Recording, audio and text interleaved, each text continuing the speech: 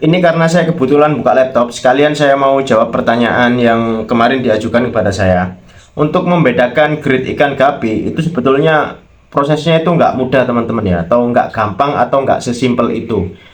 Yang paling penting itu adalah jam terbang, atau ya seberapa lama kita mengenal ikan gapi tersebut. Tapi ini coba saya jelaskan sesingkat mungkin sebisa saya. Ini di depan saya sebentar.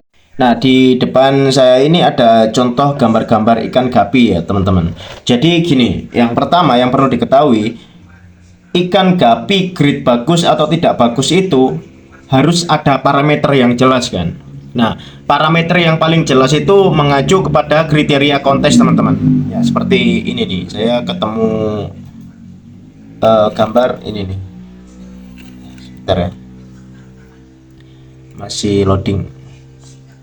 Nah, jadi kalau dari saya pribadi, penilaian ikan grade bagus dan grade jelek itu ada dua parameter, teman-teman. Yang pertama adalah parameter pasar, di mana itu belum tentu di kontes itu bagus, tapi di pasar dia bagus. Bagusnya dalam artian harganya masih tinggi ya.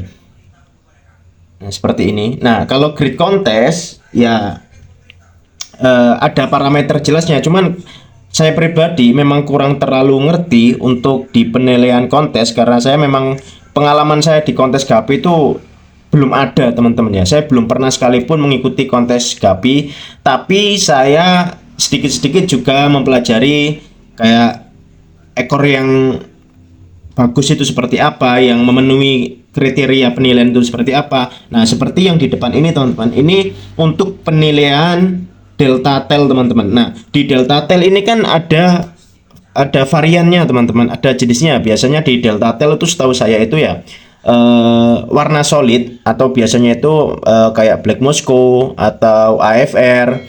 Terus ada juga tuxedo. Nah, ada yang biasanya itu HB blue, HB pastel, atau HB white, HB yellow juga ada. Nah, ini teman-teman, ini seperti ini ya kurang lebih ya penilaiannya ya. Nah, dari ujung kepala sampai pangkal ekor, lalu dari pangkal ekor sampai ujung ekor ini dia harus 1:1. Ini untuk kelas yang dewasa, teman-teman. Kalau untuk yang juvenil seperti ini nih. Nah, ini nanti belum ke penilaian warna, teman-teman ya. Ini hanya di penilaian perform, teman-teman. Dan ini baru di kelas delta tail. Belum lagi nanti banyak di kelas apa lagi ya biasanya. Apa ya? Half moon, terus kelas apa ya, AOC, atau banyak lah, setahu saya banyak. Apalagi semakin banyak gapi-gapi, varian gapi yang baru, itu nanti kriteria kontes akan diperbarui terus, teman-teman. Sebentar ya. Nah, jadi tadi kan saya sebutkan kalau ada dua ya, menurut saya kriteria grade bagus dan grade jelek itu bisa dilihat dari apakah dia masuk kategori kontes atau tidak. Tapi ikan yang tidak masuk kategori kontes belum tentu itu ikan yang grade-nya jelek, teman-teman.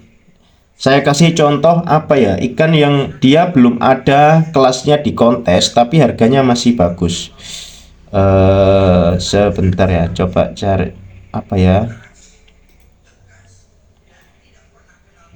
Nah, seperti kelas koi lah. Ini saya ganti topik lain lah. Untuk kelas koi, setahu saya, ini teman-teman ya, ini sebentar saya zoom. Nah, warna merahnya ini dia harus dari pangkal kepala ini sampai ke tengah perut. Ini dia harus merah pekat, dan juga tentunya harus red ear, harus merah semua kupingnya kanan kiri. Semakin dia ngalung seperti ini, dia semakin bagus. Terus di dorsal atasnya ini juga harus merah, dan ekor belakangnya ini tentunya juga harus merah. Nah, ini ekornya semakin rapi akan menambah penilaian. Setahu saya seperti itu untuk di kelas koi. Pun tanpa melihat kategori kontes, kalau ikan koi yang seperti ini harganya pasti akan cukup mahal, teman-teman. Nah, lalu ini ada gapi red lace. Ini. Nah, sebentar ya. Wah, hujan lagi, teman-teman. Nah, kalau di Guppy Red List ini dia masuknya itu di kelas pattern kalau saya tidak salah teman-teman ya. Nah, kalau setahu saya ikan red list loh, ini kok video jadinya sebentar ya. Oh, ini Shopee. Nah, ikan red list yang bagus ini motifnya itu dia harus halus teman-teman. Harus halus dan motifnya itu harus rapi ya. Selain rapi, dia kan masuknya di kelas delta tail juga ini ya, pattern delta tail. Delta tailnya itu harus ya harus bagus seperti yang kriteria yang tadi. Pokoknya kurang lebih kayak gitulah teman-teman. Jam terbang kok. Yang penting itu jam terbang. Semakin kalian sering lihat ikan bagus sama ikan jelek, nanti teman-teman lama-lama bisa membedakan sendiri. Memang gak segampang itu untuk menjelaskan kriteria ikan teman-teman, karena memang panjang banget sih memang. Apalagi jenis-jenis ikan kan banyak banget ya. Kayak ini nih, nih. Ini bluegrass. Nah, ikan bluegrass ini ada yang jelek, ada yang bagus teman-teman. Dan untuk menjelaskan yang bagus seperti apa, ini saya agak kesulitan ya, karena memang ya kembali lagi ke tadi, kalau bluegrass ini dia dikatakan bagus, dia harus masuk di penilaian kontes teman-teman. Karena bluegrass ini setahu saya itu memang ikan kontes ya.